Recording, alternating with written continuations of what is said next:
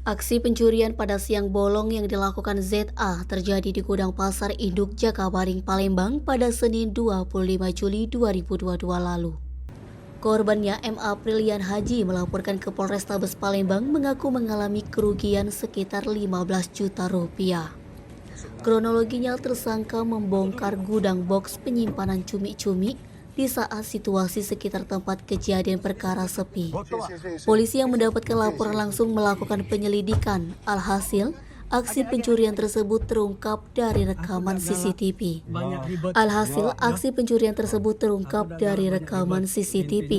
Tim Unit Tindak Pidana Umum bersama tim Anti Bandit 134 Polrestabes Palembang langsung bergerak ke rumah tersangka ZA. ZA ditangkap tim Satreskrim Polrestabes Palembang di rumahnya di lorong bersama pada Rabu malam. Oke, aku tanya dengan kau. Benar-benar, siapa nama lengkap kau? Jainuri Ali, bapak. Nama kau lengkapnya siapa? Jainuri Ali, kalau bapak belok itu. Jainuri, dipanggil Cako. Ya. Ah. Kau kutangkap ini tahu masalahnya apa? Tahu pak. Apa? Maling apa? Fiber. Maling fiber, terus? Cumi. Maling cumi. Maling fiber berapa kali? 2 kali pak.